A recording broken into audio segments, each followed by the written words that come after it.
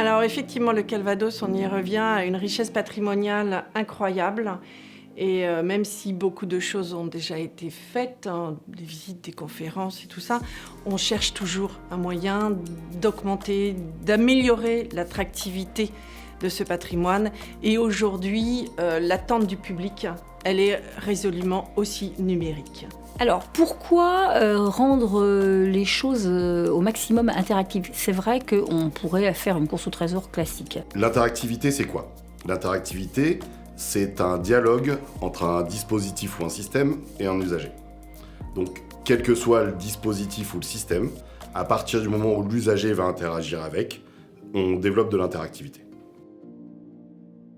On cherchait un petit moyen pour faire découvrir le territoire à tout le monde. Et un jour, une grand-mère qui allait recevoir ses petits-enfants pendant les vacances vient nous voir un peu désemparée en disant « Je reçois mes enfants pendant 8 jours en vacances, mais ils ne savent pas se détacher ni de leur portable, ni de leur tablette, et moi, j'ai pas envie de leur faire ça. » C'est vrai qu'on s'interrogeait sur la façon de faire découvrir le territoire au plus grand nombre. En quoi l'interactivité est importante ? C'est parce qu'elle va augmenter l'implication de l'usager. C'est-à-dire que l'usager, de par son interaction avec le système, se laisse emporter dans l'histoire qu'on lui propose. Nous avons dit à cette grand-mère, écoutez, vous allez nous servir de test, on va vous donner un GPS et vous les emmènerez découvrir le territoire de façon connectée. Plus on va intégrer d'interactivité dans les outils de valorisation du patrimoine, plus on va développer du lien avec les usagers et les publics. À partir du moment où j'ai du contrôle en fait sur ce qui m'est proposé comme expérience, je m'en empare et du coup je suis un peu maître de l'expérience. Si je vis une expérience, ça s'intègre dans mon ressenti. Du coup je retiens mieux, je le vis mieux, je le partage mieux. Parce que je fais partie de cette expérience. Le public est en demande d'expériences individualisées, une recherche de vivre, de construire sa propre visite, sa propre expérience. N'importe quel jour, n'importe quelle heure, on n'a pas besoin d'attendre que ce soit ouvert ou qu'il fasse jour. Enfin, on y va quand on a envie et quand on a le temps pour le faire. Un outil comme celui-ci permet une liberté totale parce que y a des thématiques très diverses. Donc là, l'utilisateur sur HistoryPass, il est complètement libre de mixer des thématiques, de passer plus de temps ici ou là, de rentrer, y compris visiter dans un monument une exposition qui se tiendrait là, précisément à ce moment-là. Donc c'est des outils qui permettent une certaine réactivité et spontanéité dans l'action. Voilà, ça crée des flux entre les différents sites de visite de la ville, ça génère du trafic. Le fait d'individualiser l'expérience, c'est donner un maximum de liberté à l'usager. Elle permet, quand on est en train de visiter un lieu, c'est le principe de l'audioguide, de dire je passe à l'étape suivante parce qu'il y a trop de monde à cet endroit, ou c'est trop long, ou je connais déjà cette portion de l'histoire. Parce que j'ai déjà vécu une expérience, par exemple, autour de cette portion de l'histoire et je la connais déjà. Donc, ça me permet vraiment de composer moi-même la façon dont je vais intégrer ce contenu-là. Et comme je le compose moi-même, il est forcément bon pour moi puisque c'est moi qui ai choisi. L'interactivité avec le visiteur, elle est importante en fait pour donner de la vie et créer du vrai souvenir en fait. Les publics sont de plus en plus connectés, donc ça offre aussi d'autres possibilités. Dans l'expérience de visite.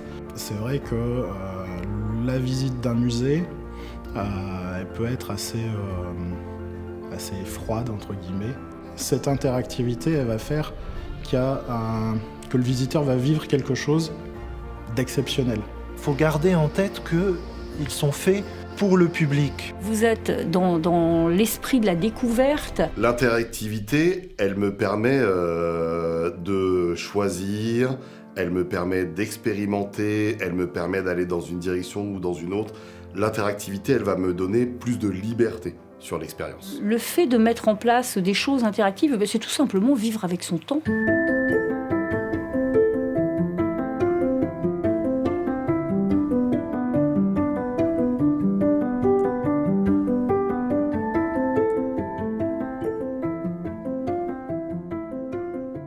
Le confinement est intervenu juste 15 jours avant notre ouverture et nous on devait ouvrir avec un gros événement qui est Pâques au château, donc qui était tout prêt, on avait notre com, on avait notre programme et donc on s'est dit après tout voilà, pourquoi pas proposer notre programme sur les réseaux sociaux le jour de Pâques. On a appelé ça Pâques à la maison, voilà, au lieu de Pâques au château de Canon. On pourrait penser que les événements virtuels ne sont pas interactifs puisque les gens sont tout seuls chez eux.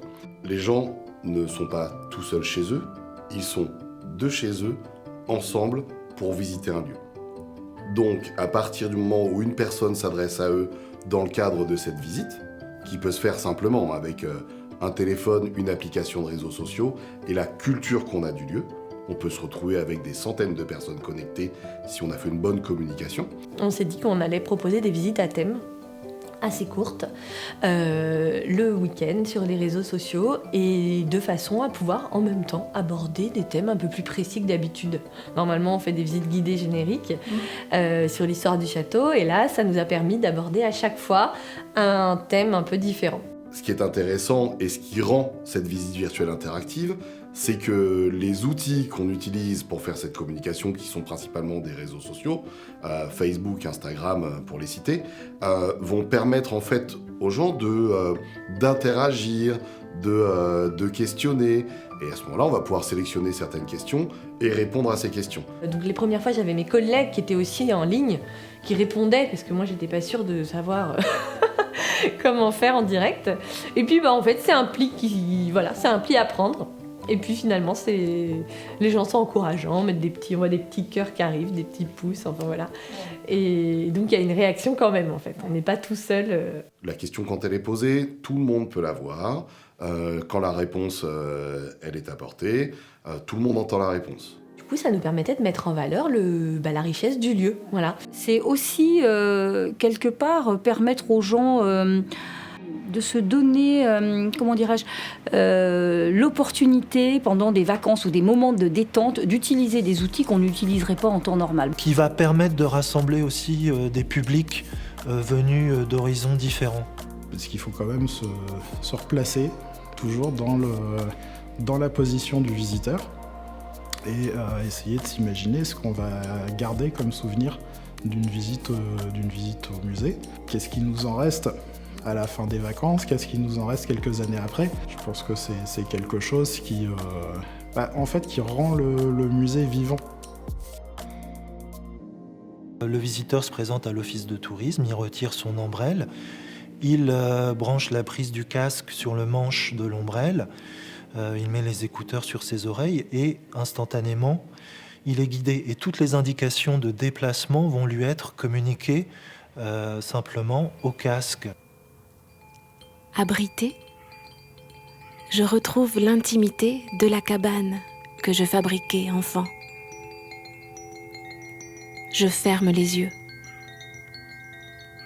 J'essaie de me remémorer mon souvenir d'enfance le plus doux. Donc on est dans une expérience qui est quelque part un peu de l'ordre du rêve, et on oublie finalement la composante technique. De faire se raconter la grande histoire à travers les expériences des gens qui l'ont vécu à l'époque. Lorsqu'on sait d'où on vient, on sait où on va. Et quelque part, c'est extrêmement important que cette jeune génération intègre que tout ça, ça a été construit par des gens qui ont vécu il y a bien longtemps et c'est notre histoire à tous. Au-delà des dates, au-delà d'une mécanique, c'est comment tel lieu traversé peut encore entendre certains bruits ou des jeux d'enfants, des bombardements. C'est très très important sur nos territoires, particulièrement en France où on a un pays qui est extrêmement riche au niveau patrimoine, que ça fasse partie intégrante de la connaissance de ces jeunes. C'est une traversée, oui, sensible de l'histoire. L'idée d'avoir un dispositif quand même assez ludique, je pense est important parce que ça démythifie un petit peu le musée. Le visiteur, en fait, on allait à sa rencontre avec une tablette numérique. Voilà, il y avait cette sélection de photographies. Le visage du visiteur se retrouvait à la place du visage d'un figurant de la photo. Et puis, peut-être dans quelques temps, ils vont retomber sur la photo qu'ils vont retrouver.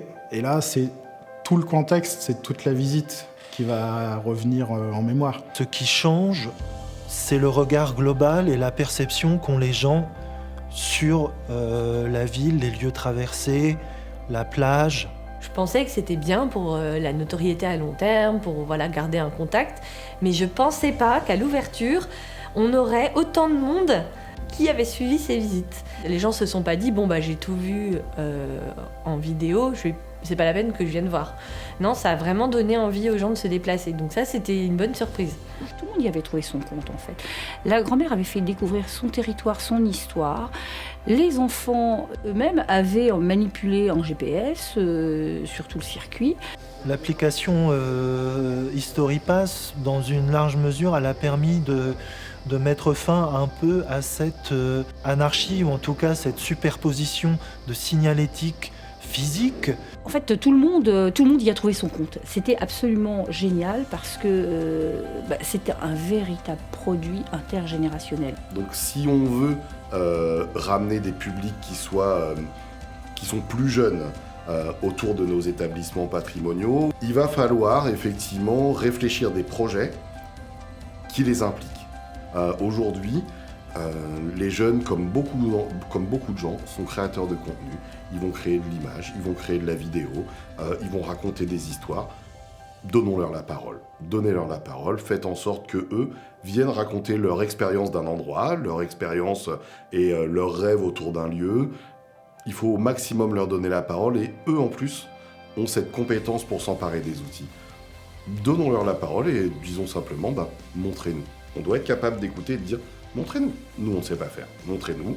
Et nous, par contre, on a les moyens, on a l'infrastructure humaine et technique pour travailler avec vous sur un projet.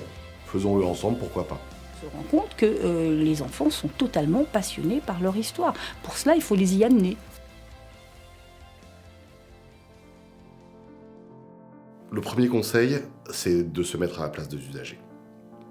Demandez-vous, votre public, ce qu'il va ressentir, quelle est l'expérience qui leur est proposée. Quand ils vont sortir d'ici, quelle est l'émotion que j'ai générée. Deuxième conseil, ne cherchez pas à faire une démonstration technique. Le but n'est pas de faire une démonstration d'ampleur, de technique, de science, de numérique. Le but, il est juste de faire vivre une expérience. Troisième conseil, attachez-vous donc aux émotions. Ce qui est important, c'est les émotions. Donc, si je sais quelle émotion je génère dans cette situation, c'est ce qui va guider mon projet.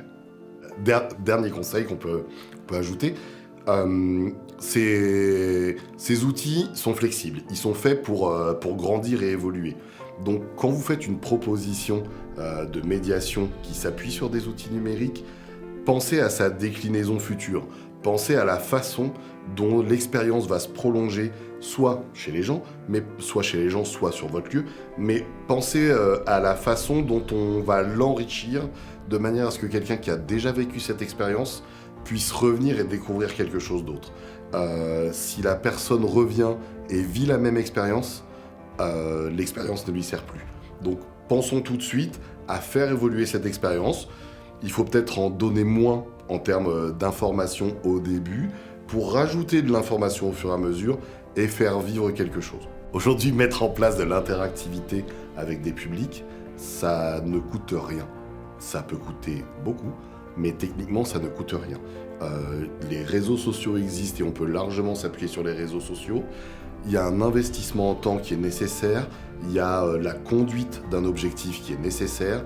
En termes de moyens financiers à investir, hormis du temps et de l'humain, ce qui est quand même considérable dans certains cas, ça ne coûte rien. Il est donc largement possible, quelle que soit la taille d'une structure, de lancer des projets, d'aller à la rencontre de sa communauté, de développer du lien et de créer de l'interactivité en s'appuyant sur ces outils.